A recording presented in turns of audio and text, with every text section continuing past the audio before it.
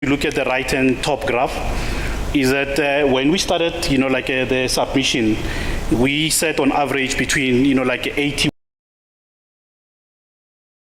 lock. So that means we've got contracts for those particular coal. As I've mentioned, when I demonstrated the types of contract that we have.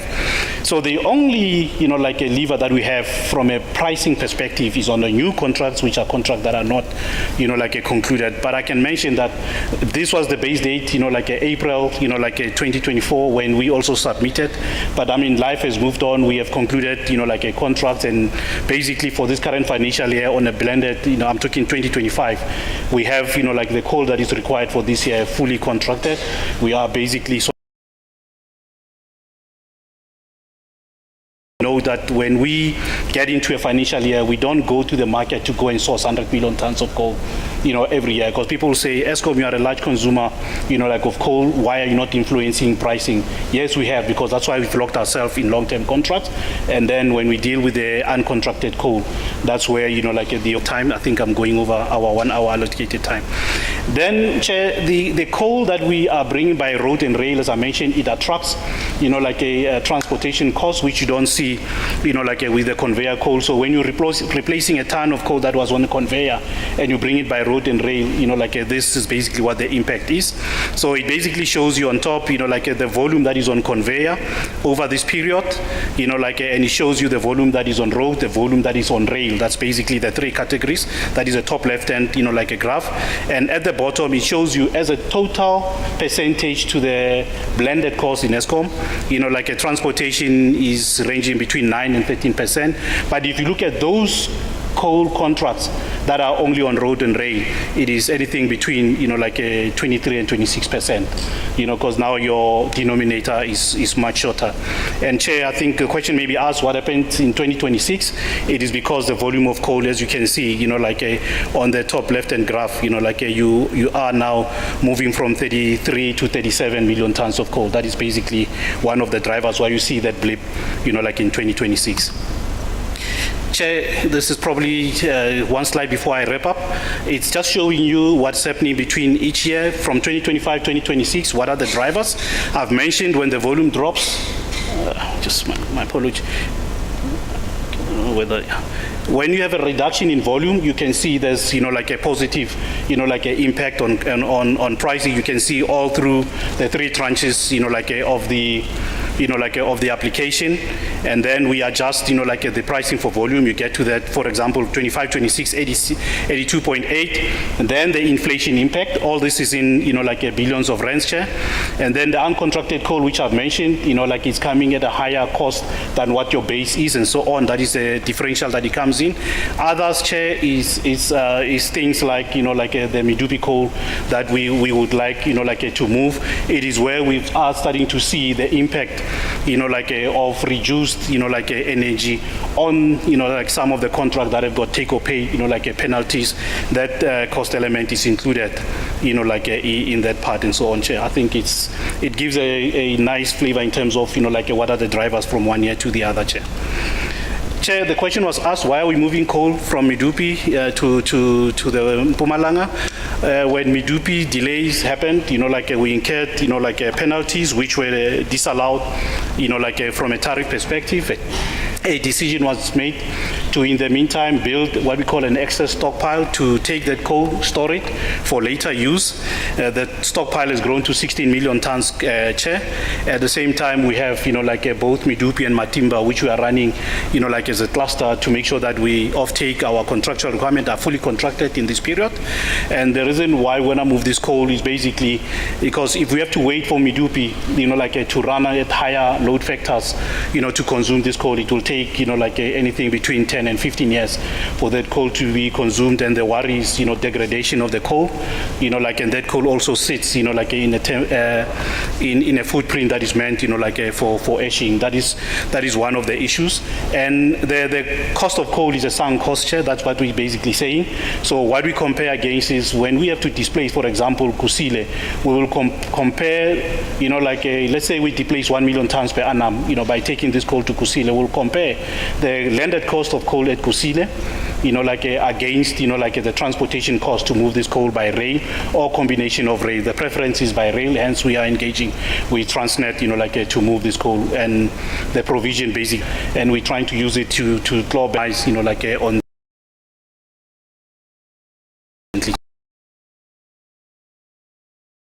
the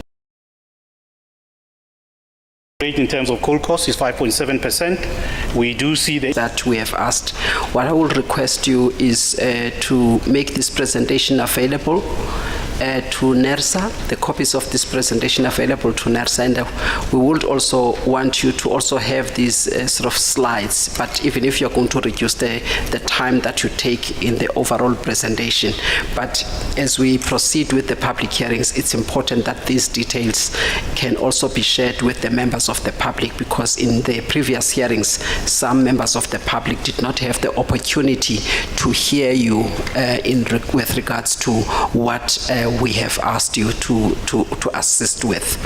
But also, if you can kindly remember to also go into detail on the issue of the gas startup costs, because you have not done that. And you must remember that that was the question that we asked in Cape Town, when it comes to gas and oil costs, which are quite high. And you have not gone into detail at all, and you have not responded to that question. If you can kindly deal with it so that we can start engaging with your response on that question. I think also the other question that you still have not responded to comprehensively is the concern around the declining sales.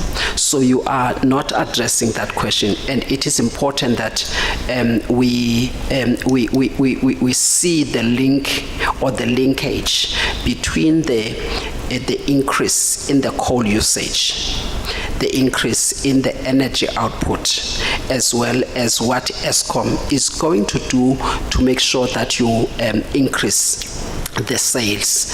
And that is very important, because we also want to see what the reaction is going to be as you want an increase in the tariff or in the revenue. That is very important, because without you addressing your sales target as a supplier, and then the price is going up and we don't know what's going to happen to your sales, you are not addressing the effects of what you are requesting the energy regulator to look into. If you can kindly appreciate the significance of that question, and also from the members of the public that posed that question, if you can please pay attention to that. All right, let me then ask the members of the energy regulator who have questions. I'll start with Mr. Mkhize. Mr. Mkhize. Thank you, Chairperson, and thanks to Madam Tutlali Majeli and Mr. Mashiko for the presentation. The shortfall due to IPP is not coming online as envisaged. I'm not so clear as to why this is an issue, and Eskom bemoans that in an environment where they are decreasing sales. What EAF and other variables correspond to the scenario that is projected? Because as we have said, there should be a match in terms of all these variables, how everything ties back together. And then with regard to employee benefit cost and headcount, you cited the number of 32,954 by NERSA in terms of its 2023 decision, in line with the 2008 figures. Why do you seem to be proceeding as if NERSA did not make that determination in your applications? Do you have the optimal, maybe just a straightforward question to say, do you have the optimal numbers and capability to be an efficient licensee as things stand, just as Eskom? Because we keep hearing stories that are confusing. And then when it comes to the slide 21, I noted that your own application in the pre-2019 phase is like even not aligned with your actuals, and then something then happened in 2019, and it was the other way around. I just did not understand what happened there, in terms of that slide talking to OPEX. And then on the coal side, I'm failing to understand maybe there should be a slide that is very simple saying this is the usage percentage, this is the production, and then these are the costs that are associated with that. Because sometimes just for one to see that you are efficient, to check on the efficient, at least in terms of the utilization of the coal. If you can help with that going forward. And then on the coal side, again, I must say, but it's left out the demands by local communities for localization and the impact thereof is not coming out. So if you're writing, you just it's to supplement or augment your application, if you can just be able to talk to that aspect. And then when it comes to also the coal procurement,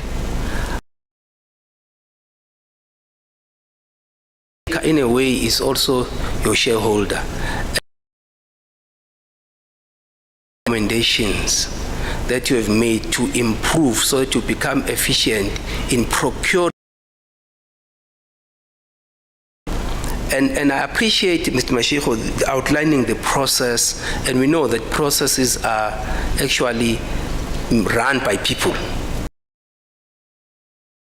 The funny things happen in that regard. So I would like to know from your side, the investigations that have been said to thus far, at least maybe to say in the interim, this is how much has come out as a saving or a recoupment of the losses. Yeah, I will leave it at that. Thank you. Thank you, Chair, for the opportunity. Thank you, Mr. Mkhize. Advocate Sithole. Thank you, Chairperson, and thanks to the ESCOM presenters. I've got 2 points of clarity. One on the section done by Ms. Katlalimaji on slide 20 on other operational costs.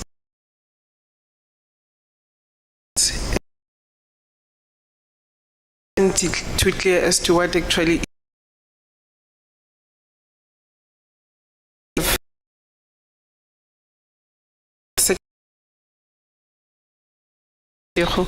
on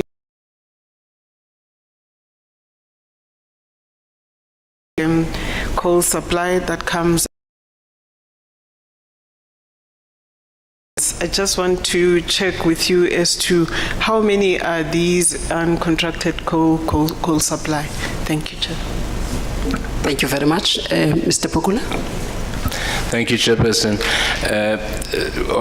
I just want to expand on what Ms.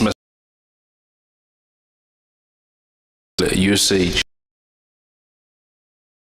Just go back to your own projections, start whether it's in 2018, 2019, and around that time you were sitting less than 1.5 billion rand. And then in January, in September, you increased them to about 6 billion rand. The next and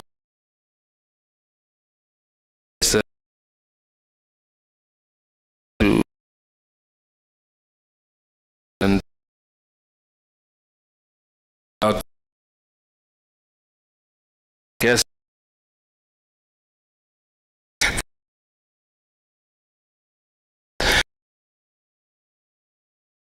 just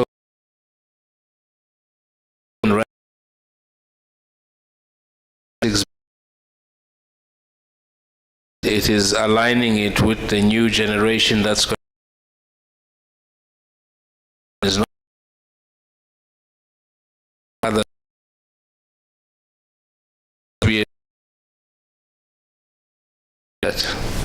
and the last. These are the things that you have no control over. Would you then support a decision either moved further or changed? Would you support that? Because it is not something that's in your control. But if the others who have that control asked for that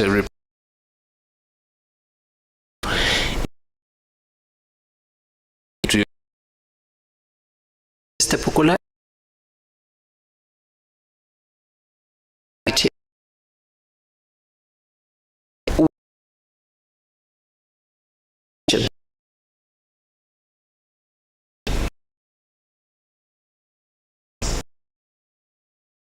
In terms of your own plans, when you're talking about the generation operational recovery plan, where you are stating that your aim is to increase your performance, and therefore, what can we expect from the energy?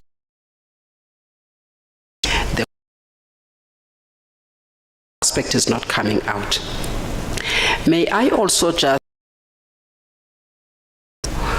the increasing huge jump in the OPEX. You have addressed maintenance, where you're stating that there will be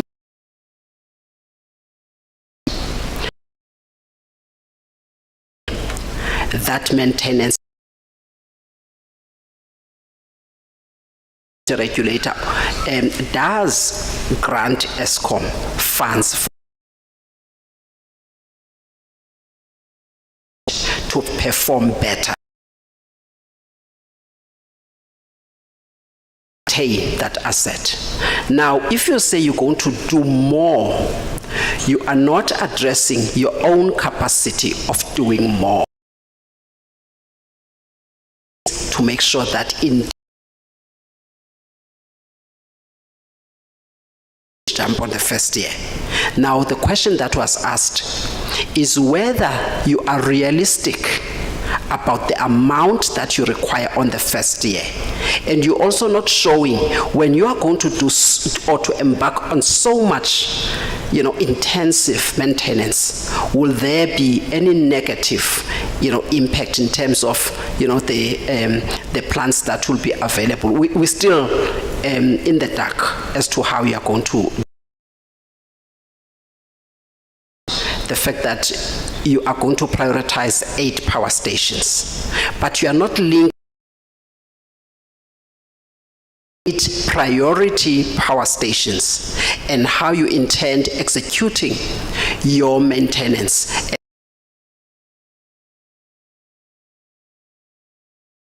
of doing it, and the fact that plants will still be available for generation. But also the other aspect that you must take into account as you increase so much, like the actual huge jump, because remember, you yourself made reference to what the methodology says in section 10. So when you're now jumping so much from what you have achieved previously, and you're not addressing that huge gap, what do you expect the energy regulator to do? Because the energy regulator has already indicated its approach. And also it will require to reason out as to why do you jump then, because you've already acquired so much in 2024. So why are you jumping so much? That aspect you are not coming out clearly on it. So I would like then to stop there for now, if you can address those questions and the issues of, maybe the other issue was the issue of water usage, the cost pertaining to water usage as well as fuel costs. Remember, those we've asked already. also just have a list, and then to the extent that you need to, you also do that in writing in those specific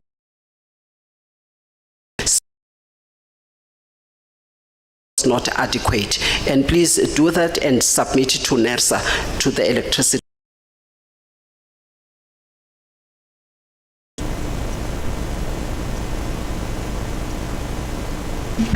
Thanks very much.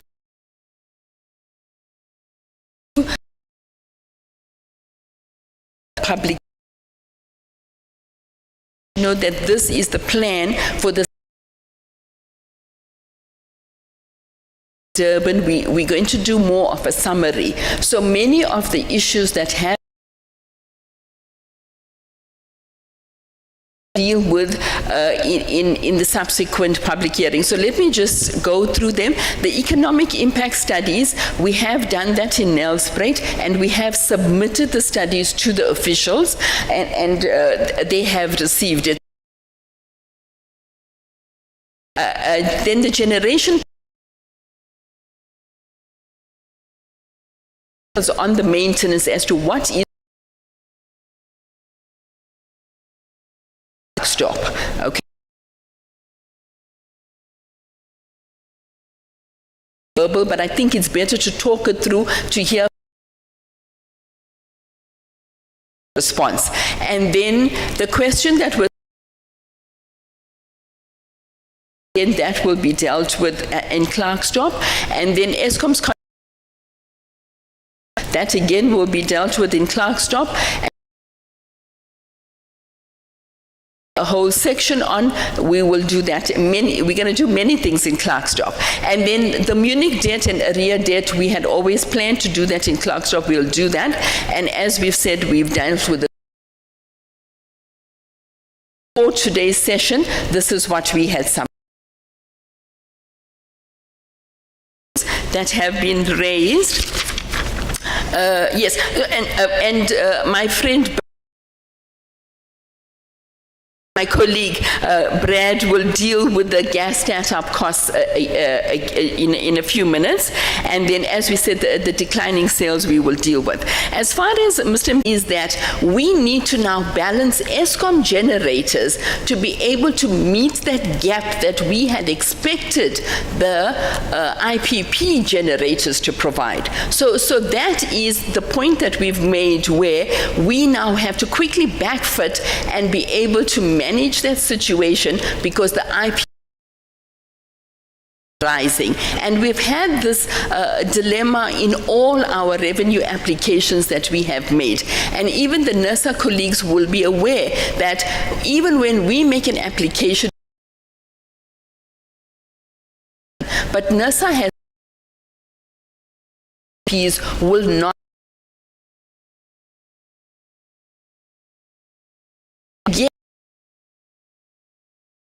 was that application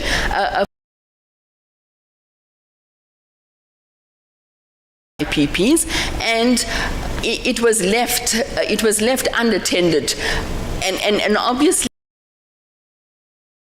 associated with it, and had dropped significantly.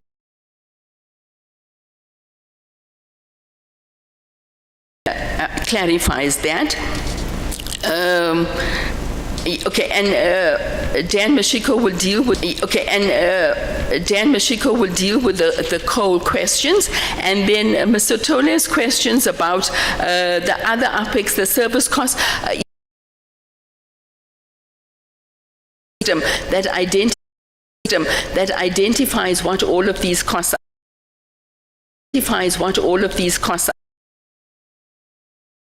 Only costed at a very minimal cost, and that has been traditionally the case.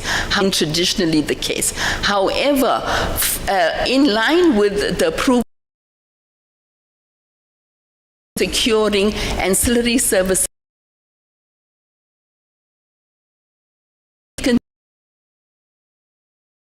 costs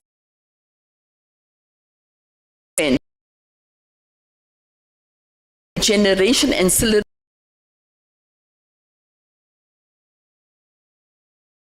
as a pure ancillary service, because the actual service is provided and the costs are recovered through the generation operations. So when you ring fence it as an ancillary service and you get it from an, it is at that true ring fence cost. Okay, as far as the court decision reversal is concerned, we do submit that this and